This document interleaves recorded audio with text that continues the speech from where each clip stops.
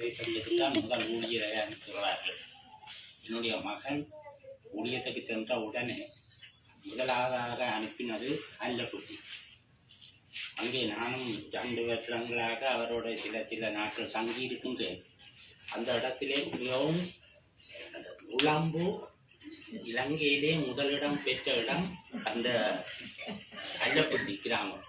ஆனால் அந்த கிராமத்திலே போதரை நாங்கள் இந்த ஆக்சிடென்ட் பட்டு போய் பார்க்கின்ற பொழுது ஒரு சந்தோஷமாகத்தான் இருக்கிறார். அவர் எந்தவித கவலையோ தனியே இருக்கின்றார், எந்த உதவியும் இல்லாமல்.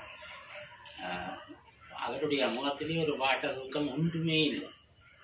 இதே போல தான் அவர் என்னோட புழங்கின நாள் துவக்கம், பழகின நாள் துவக்கம் எந்த கதை கேட்டாலும் சிரித்து கொண்டு தான் பதில் சொல்லி கொண்டிருப்பார்.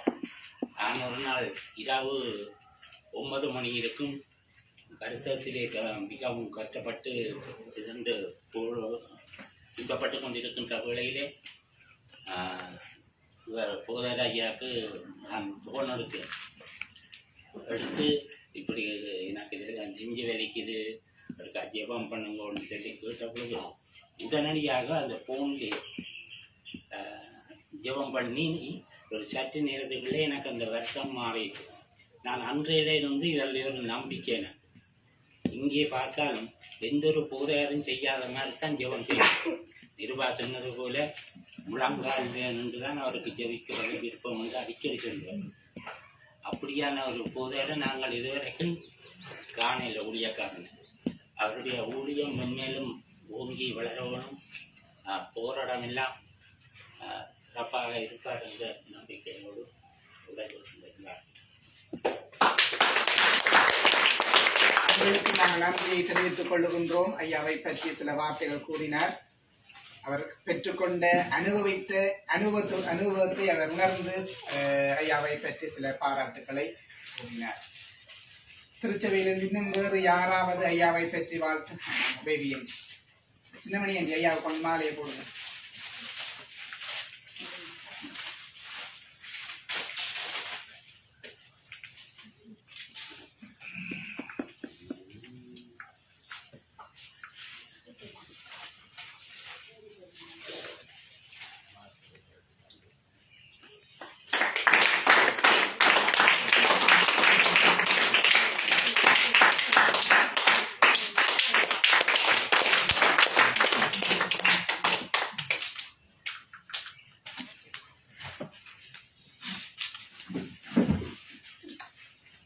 எங்களுடைய சேகரத்திலே பணியாற்றி ரவியண்ணன் சொன்னது போல ஒரு கஷ்டப்பட்ட பிரதேசத்தை தனது சொந்த இடமாக இருந்து பணியாற்றிய இன்று எங்கள் மத்தியிலே கதாநாயகராக இருக்கிற நவரத்னம் ஐயாவுக்கு முதற்கண் எனது வணக்கத்தை தெரிவித்துக் கொள்கிறேன்.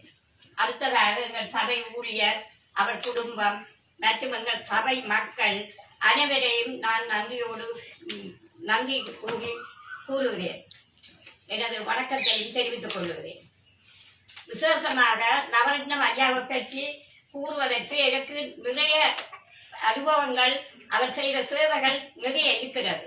ஆனால் ஒரு சில விடயத்தை மட்டும் கூறி அவருக்கு நன்றி செலுத்த நான் இந்த இடத்திலே வந்து நிற்கின்றேன்.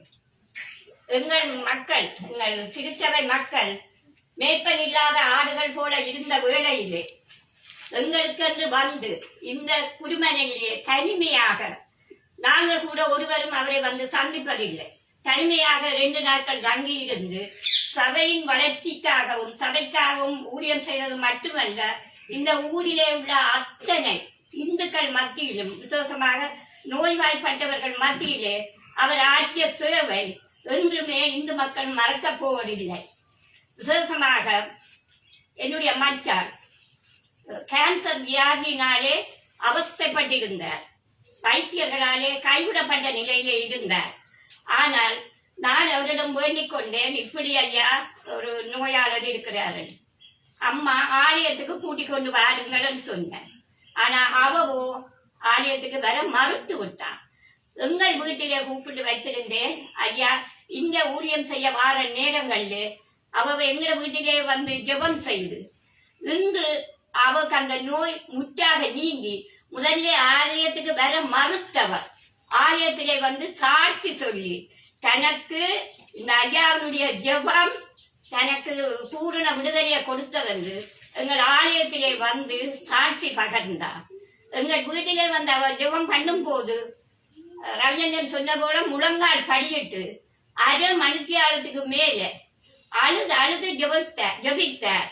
அதே போல அவவும் ஐயாவினுடைய ஜெபத்தை கேட்டு அழுது கொண்டிருந்தார். ஜெபம் முடிஞ்ச உடனே சொன்னா எங்க உடல்ல இருந்து என்னவோ வெளுக்கிட்டு பறந்து விட்டது. ஆண்டவருக்கு ஸ்தோத்திரம். அன்றிலிருந்து வைத்தியசாலைக்கு சென்றால் உமக்கு நோய் ஒன்றும் இல்லை என்று சொல்லி இன்றைக்கு நல்ல திடமாக நல்லபடியாக இருக்கின்றார். அதே போல எங்கள் சபையிலே நோய்க்கு இருக்கிற புனித மண்டியை அடிக்கடி போய் சந்திப்பார். அவருக்கு எந்த நேரமும் ஜெபிப்பார். எங்களுக்கு போன் எடுத்து நாங்களே கேட்டால் அம்மாவை சென்று பார்த்தீர்களா, அம்மா இப்படி இருக்கிறார். இப்படி ஒரு கரிசனை உள்ள ஊழியரை நான் என்றுமே கண்டதில்லை. அவருக்காக நான் ஆண்டவரிடம் வேண்டி சென்ற இடங்களிலும் அவருடைய புகழ் ஓங்க, அவருடைய ஜெபம் ஓங்க, அவருடைய வாழ்க்கை வளம் பெற இறைவனை வேண்டி விடைபெறுகிறேன்.